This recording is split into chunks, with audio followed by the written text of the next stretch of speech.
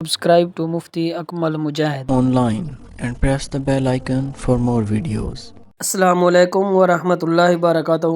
سدرۃ المنتہا خیرپور ٹاویں والی سے یہ بہن سوال کرتی ہیں کہ کیا غسل کر لینے کے بعد کلمہ طیبہ پڑھنا یا کوئی دعا پڑھنا لازمی ہے، کیونکہ اکثر یہ کہا جاتا ہے کہ عورت غسل کرنے کے بعد دعا نہیں پڑھے گی تو وہ پاک نہیں ہوگی بلکہ ناپاک ہی رہے گی، تو کیا یہ بات درست ہے؟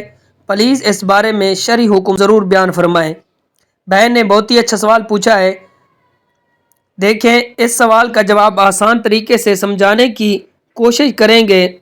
جب آپ کے اوپر کسی بھی صورت میں غسل واجب ہو گیا ہو، مثال کے طور پر غسل جنابت ہے، یا پھر احتلام کی وجہ سے غسل واجب ہو گیا، یا کسی عورت پر حیض کے ختم ہونے پر غسل واجب ہو گیا، یا نفاس کے ختم ہونے پر غسل واجب ہوا، کسی بھی صورت میں آپ پر غسل واجب ہوا ہے، تو اب اس غسل سے پاک ہونے کے لیے صرف 3 فرائض ہیں۔ جب آپ ان فرائض کو صحیح طریقے سے مکمل طور پر ادا کر لیں گے تو جو طہارت مطلوب تھی وہ حاصل ہو جائے گی، یعنی کہ غسل مکمل ہو جائے گا۔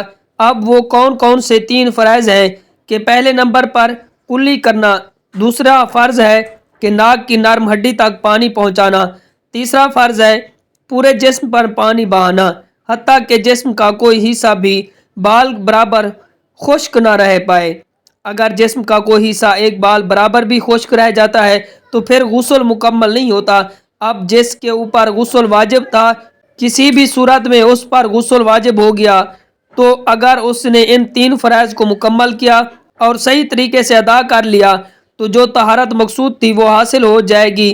لیکن اب مسئلہ کیا ہے کہ وہ یہ ہے کہ بعض لوگوں کے ذہن میں یہ بات بیٹھی ہوئی ہے کہ جب تک ہم کلمہ طیبہ نہیں پڑھیں گے تو پاک نہیں ہوں گے، تو ایسا کچھ نہیں ہے۔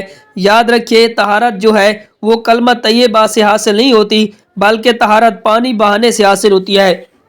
جب آپ پانی سے غسل کر لیں اور غسل کے جو 3 فرائض ہیں وہ ادا کر لیں گے تو جو طہارت مطلوب ہے وہ حاصل ہو جائے گی۔ اس طرح سے بعض دفعہ یہ بھی پوچھا جاتا ہے کہ غسل کرتے وقت ہم کلمہ طیبہ پڑھتے رہتے ہیں یا پھر ایمان مفصل بھی پڑھتے رہتے ہیں اور ساتھ ساتھ پانی بھی ڈالتے رہتے ہیں، اس طرح سے ہم پاک ہوں گے ورنہ نہیں ہوں گے؟ تو یاد رکھیے، اس چیز کی بھی کوئی حقیقت نہیں ہے، بلکہ اس طرح سے کرنا بالکل بھی جائز نہیں ہے، کیونکہ ایک ایسی جگہ پر اللہ کا ذکر کرنا جو ناپاک ہے کہ بالکل جائز نہیں ہے۔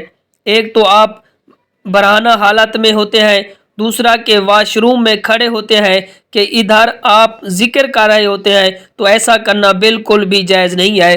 اور پھر کسی بھی حدیث مبارکہ میں جس میں یہ کہا گیا ہو کہ جس پر غسل واجب ہے وہ غسل کرنے کے بعد کلمہ طیبہ پڑھ لے یا فلاں دعا پڑھ لے تو پاک ہوگا ورنہ پاک نہیں ہوگا، تو ایسا کچھ نہیں ہے، بلکہ غسل کے 3 فرائض ہیں، ان کے ادا کر لینے سے جو ناپاکی تھی وہ دور ہو جائے گی۔ اس طرح سے بندہ غسل کرنے سے ہی پاک ہوگا۔ کلمہ طیبہ پڑھنا یا پھر ایمان مفصل پڑھنا یا پھر کسی دعا پڑھنا اس سے پاک نہیں ہوگا۔